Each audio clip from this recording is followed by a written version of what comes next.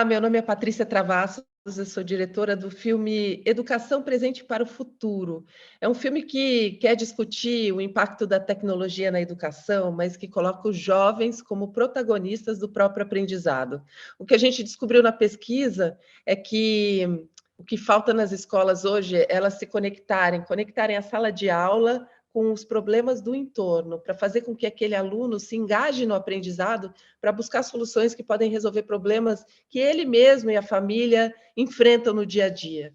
Então, a gente está querendo trazer algumas ideias de projetos que a gente viu de norte a sul do Brasil, em várias escolas públicas e privadas, que usam a tecnologia como ferramenta, mas que conseguem despertar a atitude dos jovens para resolver problemas e transformar o mundo.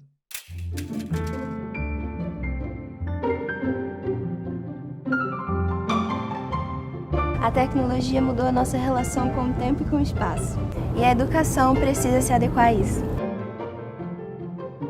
Desde os 7 anos eu sou um educador de programação. Eu cofundei um projeto que chama Escolas pelo Futuro. Sou comunicador indígena, membro da mídia índia, né? Sou criadora da campanha Vida, Pão, Vacina e Educação. Esse fato de o aluno ter que tomar a iniciativa, isso vai condicionando ele para uma vida adulta participativa, não passiva. Da geladeira da cozinha até o despertador ali na cabeceira da cama, a gente tem tela praticamente durante todo o nosso dia, né? E eu digo a gente, os jovens, as crianças, todo mundo, né? Pelo que a gente vê no teu filme, o problema não são as telas, né?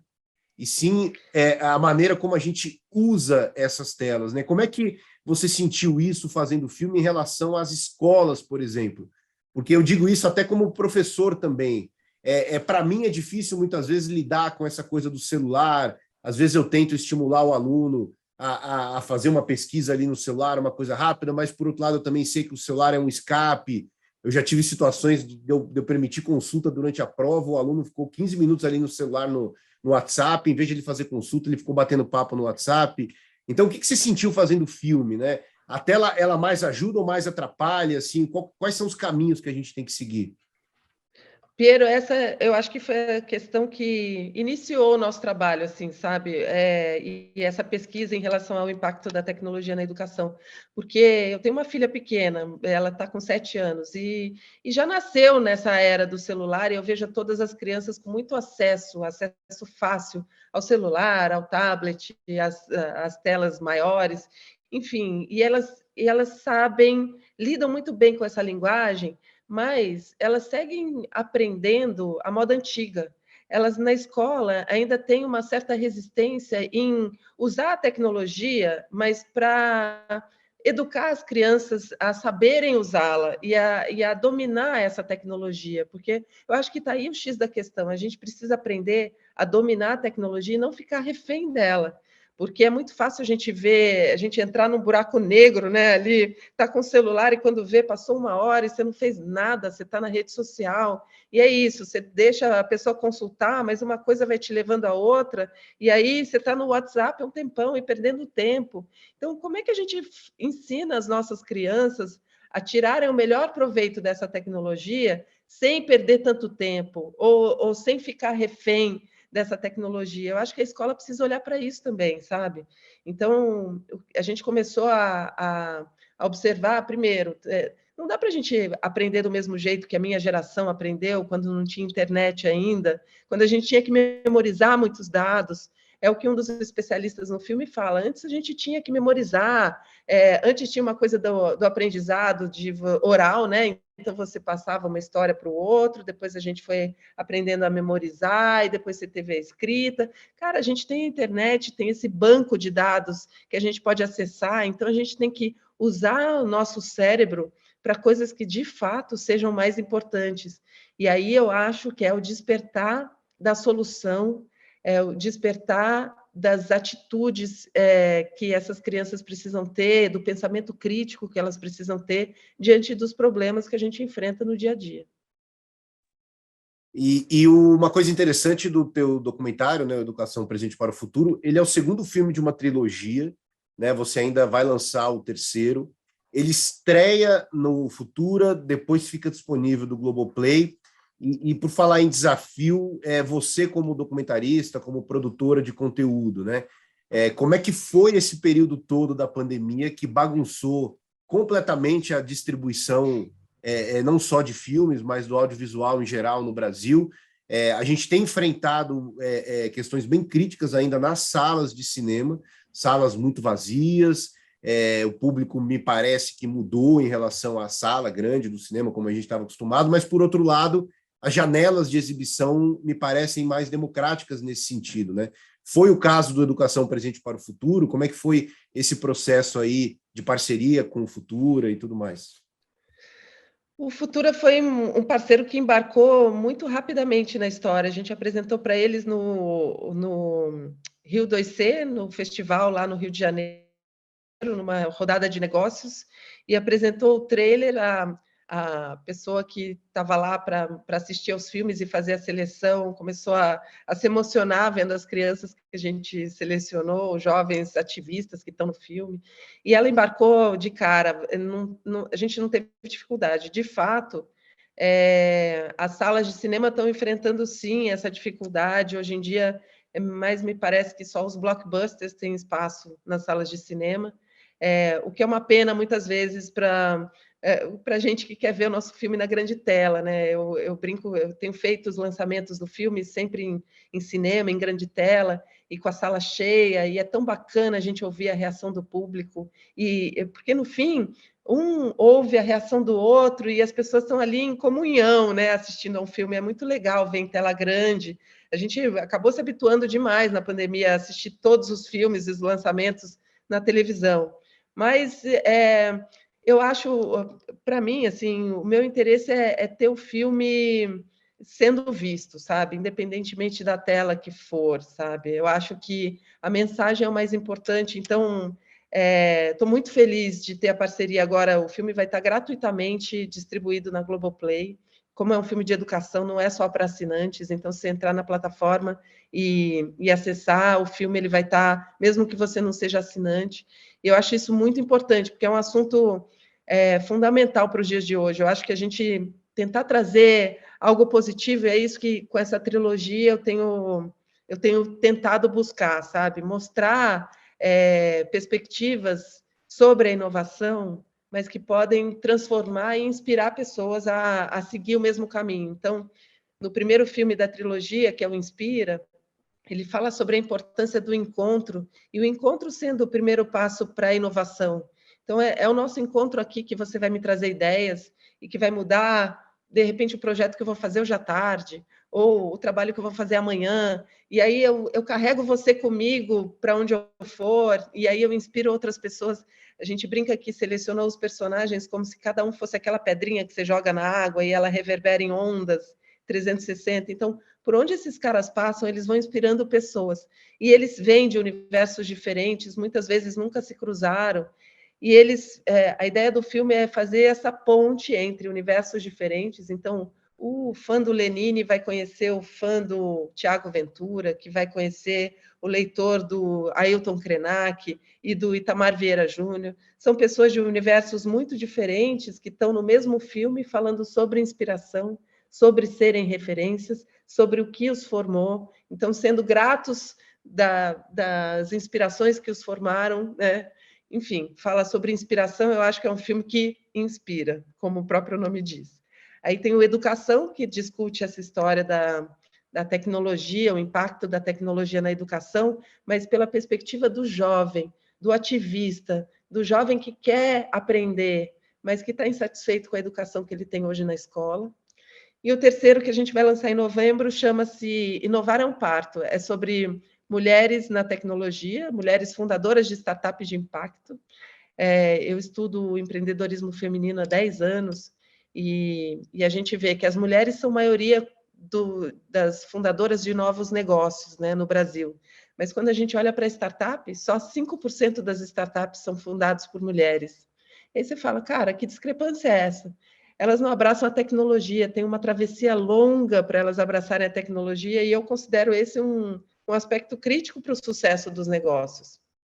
Então, a gente resolveu selecionar 15 mulheres fundadoras de startup que têm um propósito maior do que o resultado financeiro das empresas, para mostrar o que elas estão fazendo usando a tecnologia como ferramenta, porque é isso, eu brinco que está na hora das escolas colocarem os pingos nos is e a tecnologia no devido lugar dela. A tecnologia é só uma ferramenta, o resto é a gente que tem que fazer.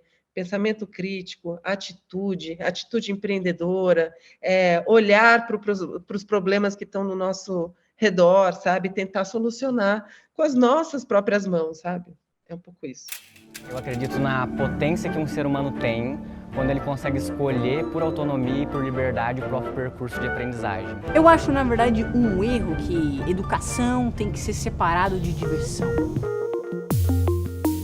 A gente aprende tudo que a gente aprenderia na aula de história, só que dentro do Minecraft. A gamificação permite uma forma mais motivadora de se lidar com conteúdos.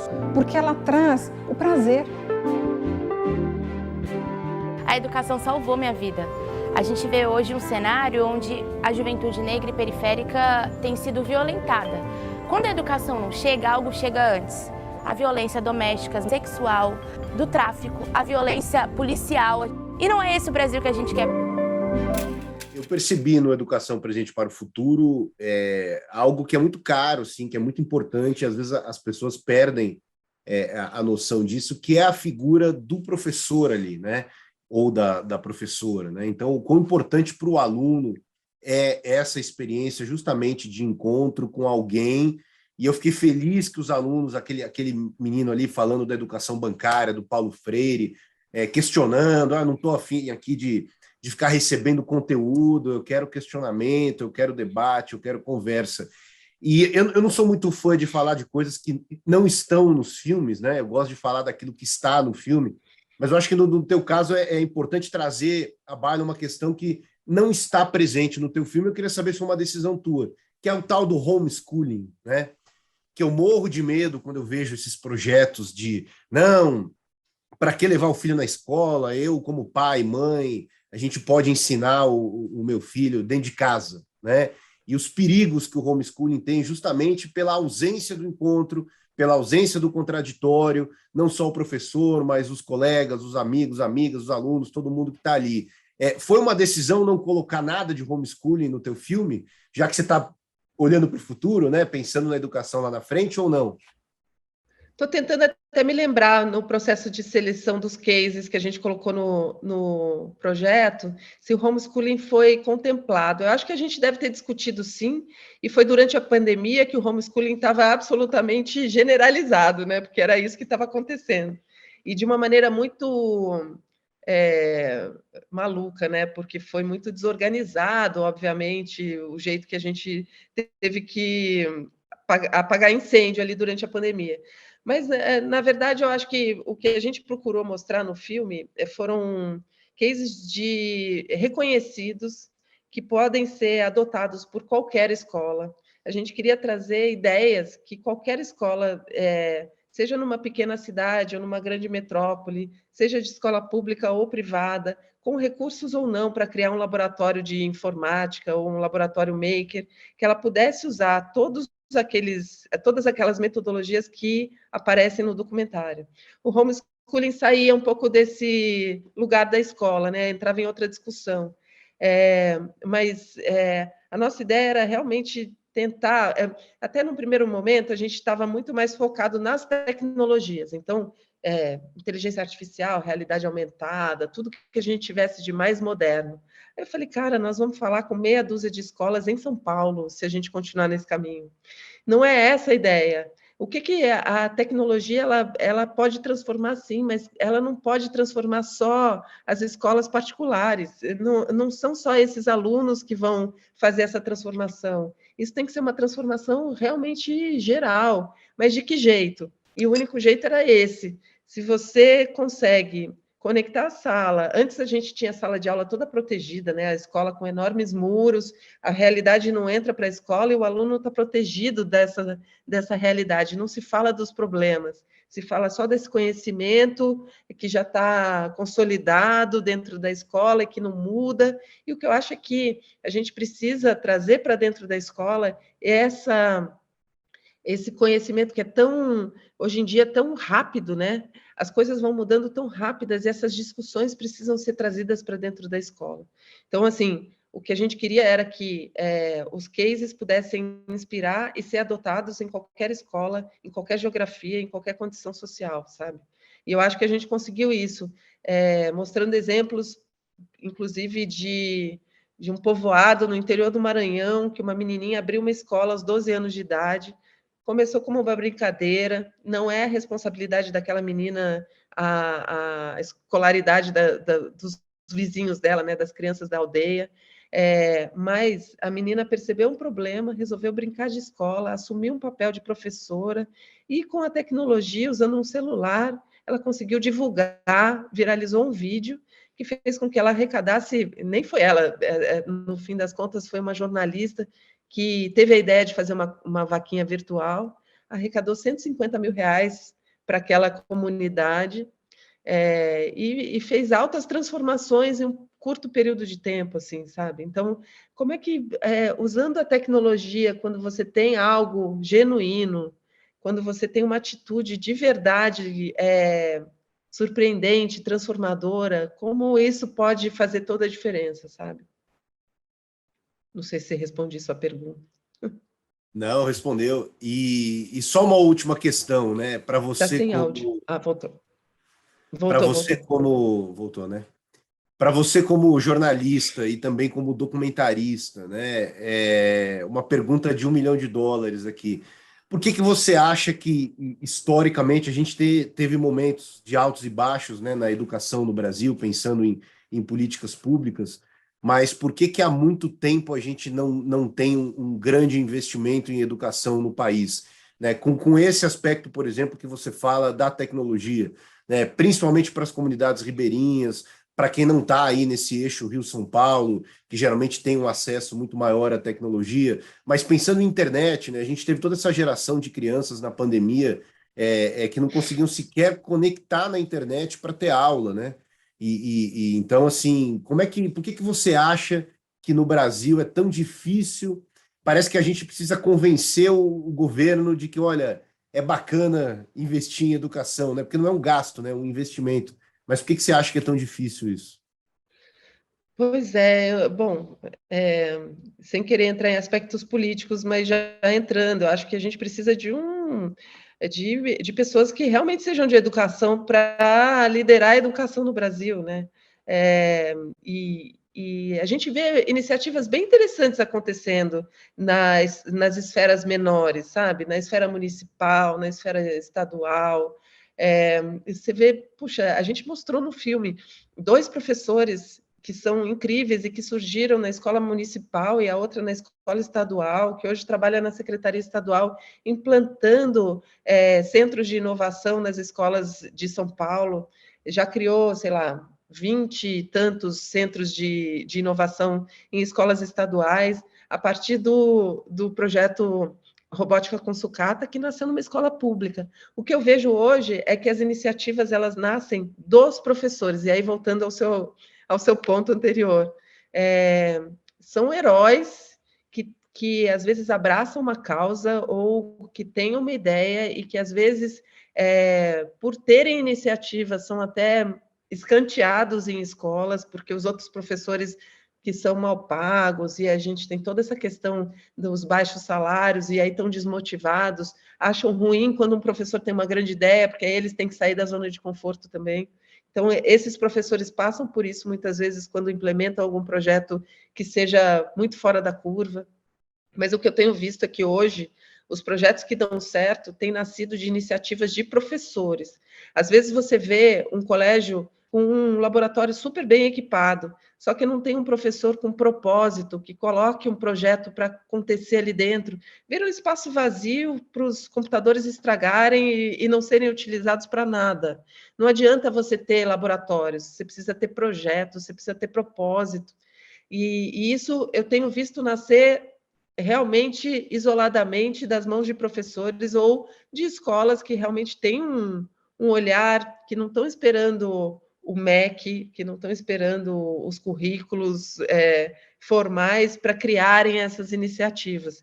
Eu acho que, claro, é um problemão. Você tem um Brasil absolutamente desigual. Cara, você vai para a escola no Nordeste ou numa metrópole, ou não precisa ir tão longe, vai na periferia de São Paulo e compara com as escolas do centro, né?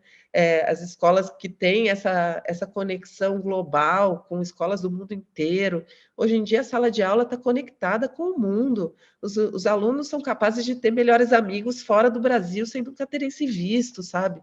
Então, a gente precisa realmente... Eu não sei como organizar, mas eu acho que ter pessoas de educação gerindo a educação poderia ser um bom primeiro passo. Acho que tem iniciativas bacanas acontecendo, mas elas precisam se multiplicar urgentemente. E a educação, para mim, é a base do nosso futuro. O que eu fico muito feliz é que os jovens hoje, eles têm, não são todos, a gente tem muito jovem nem, e esse desafio é muito difícil, que eles estão apáticos e realmente sem saber o que fazer do futuro deles.